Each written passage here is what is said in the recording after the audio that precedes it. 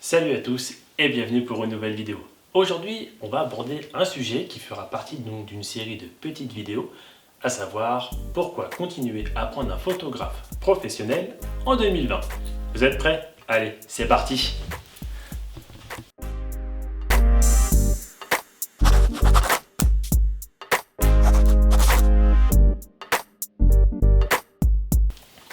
« 2020, c'est une année compliquée, on va pas se le cacher.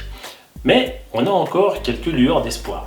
On peut de nouveau se marier tranquillement, ou du moins presque. On peut se retrouver, en petit comité certes, mais on peut de nouveau se retrouver. Et on a encore de belles occasions pour prendre des photos et donc faire appel à un photographe professionnel. Le but de ma vidéo, c'est de vous montrer pourquoi mon métier, donc de photographe professionnel, est important et que dans certaines occasions, il est même primordial. Aujourd'hui, première vidéo donc de ce sujet, ça va être pourquoi prendre un photographe professionnel pour son mariage. Vous êtes prêts? Allez, on perd pas une minute et on y va de suite. Le mariage donc c'est une journée très importante. Elle fait partie des plus belles journées de notre vie, avec généralement les naissances de nos enfants. Et pour certains, c'est même la plus belle journée de leur vie. Et pour que cette journée soit belle, il faut du temps pour la préparer. On ne fait pas ça en un claquement de doigts. Et souvent, il faut compter 1 an, voire même 2 ans pour certains, pour préparer cette belle journée. En général, les premiers prestataires que les mariés choisissent donc pour se marier, c'est la salle, ensuite le traiteur et ensuite le photographe quand on en prend un. Et le but de ma vidéo justement, c'est de montrer, de vous dire pourquoi la présence d'un photographe professionnel pour son mariage, c'est très important. En effet, donc on l'a vu, se marier, ça engendre beaucoup d'argent. C'est long, c'est onéreux, les budgets sont conséquents, certains sont même prêts à faire des prêts à la consommation pour ça. Et de temps en temps, quand les budgets commencent à être un peu ric-rac, certains prestataires sautent et souvent le photographe malheureusement en fait partie. Mais le photographe est un poste où il ne faut pas éventuellement soit brader la prestation ou même passer à côté, car c'est vraiment l'un des postes le plus important de votre mariage et vous allez voir pourquoi. Quand vous vous mariez, le poste le plus onéreux en général, c'est la salle et le traiteur. Car si vous voulez une très belle salle, souvent dans des domaines, forcément ça coûte de l'argent. Plus vous invitez de monde, plus il faut les nourrir, forcément en conséquence, et forcément le traiteur, ça a un coût exorbitant également. Et le photographe vient souvent en 3e position. Et c'est vrai que quand les budgets commencent à être un peu short, un peu ric-rac, c'est vrai que c'est souvent le premier prestataire qui saute, car souvent dans nos familles, on a un tonton qui a un appareil photo type réflexe et qui prend des photos. Et souvent, quand les budgets sont ric-rac, ou même certainement par choix de certains mariés, on se dit, on va se passer d'un photographe professionnel et prendre donc ce tonton qui fait des photos. Je vous conseille pas celui-là.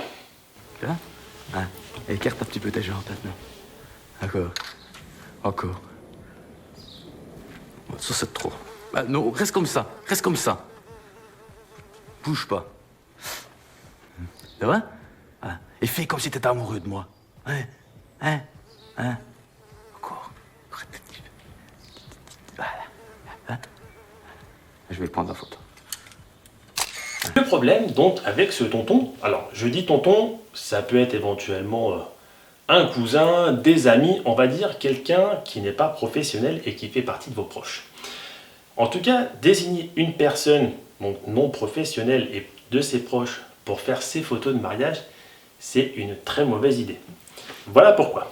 Premièrement, faire appel à un de ses proches, c'est ne pas lui garantir une journée sympathique pour lui. En effet, il va devoir travailler au lieu de pouvoir profiter de votre mariage.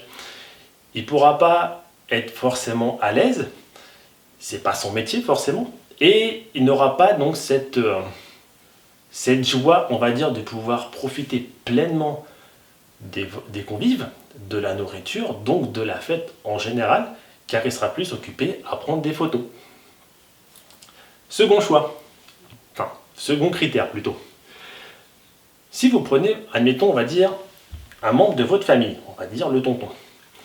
cette personne aura tendance à prendre son côté de famille en photo, pas l'autre famille. En fait, l'avantage d'avoir un photographe professionnel, c'est que vis-à-vis des deux familles, lui, il est neutre. Donc, il va essayer de prendre les deux familles dans leur intégralité, sans faire de préférence. Un membre de sa famille aura toujours tendance à plus prendre sa famille que l'autre famille. Un ami éventuellement aura peut-être ce côté un peu neutre, mais aura toujours tendance à quand même lui prendre plus ses amis que par exemple la famille qui ne connaît pas du tout. Troisième critère.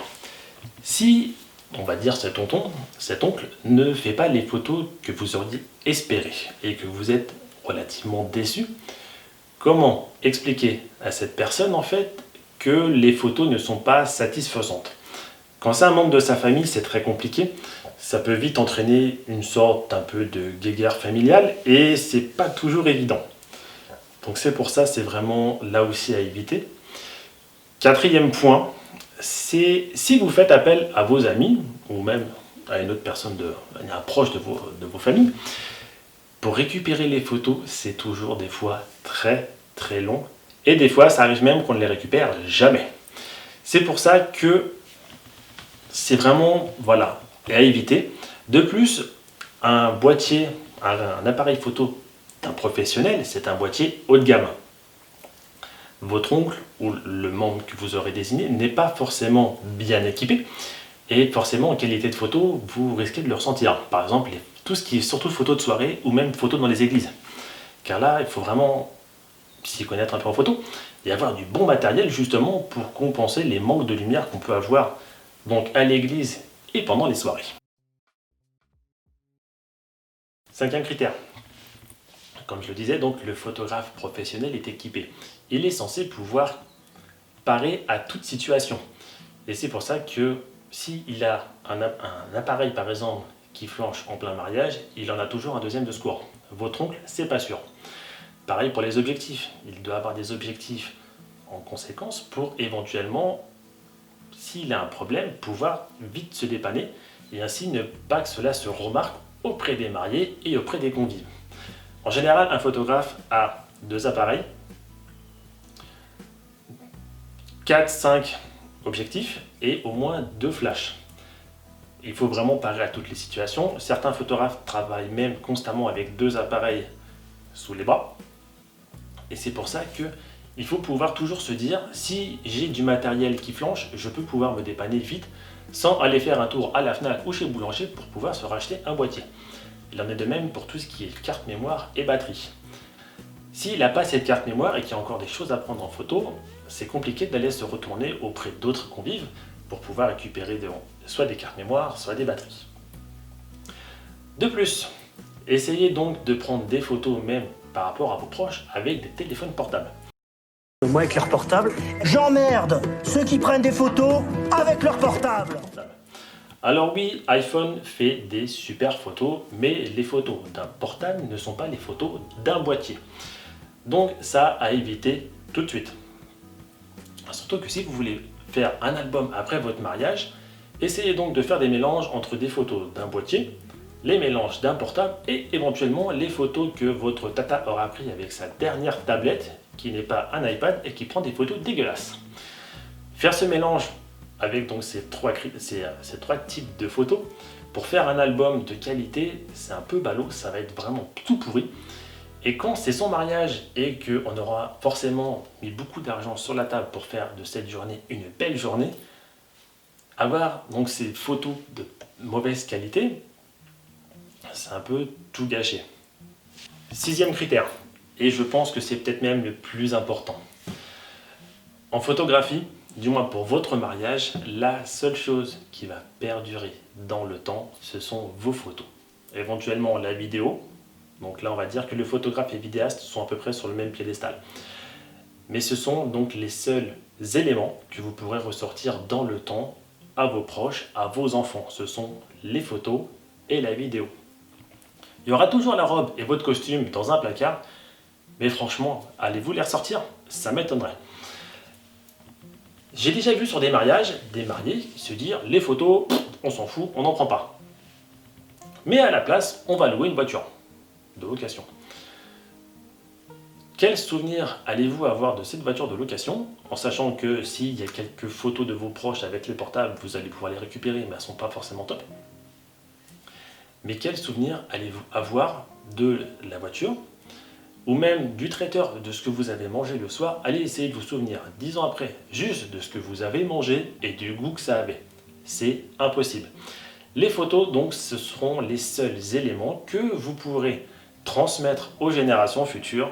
Les photos, ce sont les seules choses qui restent dans le temps. Les photos, vous pourrez les transmettre aux générations futures, que ce soit sous format papier, dans un album ou éventuellement en version numérique si vous faites des copies. Mais passer à côté d'un photographe professionnel pour son mariage, c'est ne pas pouvoir transmettre ses souvenirs de cette journée donc aux générations futures. À vous-même, dans quelques années, quand vous allez vouloir vous replonger donc dans votre mariage, il n'y a vraiment que les photos et la vidéo qui pourront vous donner, donc vous faire rappeler ces souvenirs. Et c'est pour ça qu'un photographe professionnel, c'est primordial pour son mariage. Alors, je peux comprendre qu'un photographe, ça coûte, c'est relativement onéreux, mais on va dire sur des prestations, enfin sur des mariages où on va dire vous avez des enveloppes de 20 000, 30 000, voire même plus, passer à côté d'un photographe alors que le budget est quand même relativement conséquent, c'est un peu dommage. Alors je peux comprendre que sur des mariages à plus petit budget, que le photographe forcément ça coûte. Mais je pense qu'on peut trouver des photographes, c'est un peu comme tout, on a des photographes dans des fourchettes de prix relativement larges.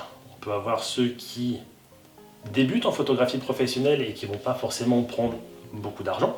Après, c'est sûr qu'il y a ceux qui sont relativement connus, mondialement connus même, et qui sont reconnus dans la profession. Et là, forcément, ils vont prendre beaucoup plus cher.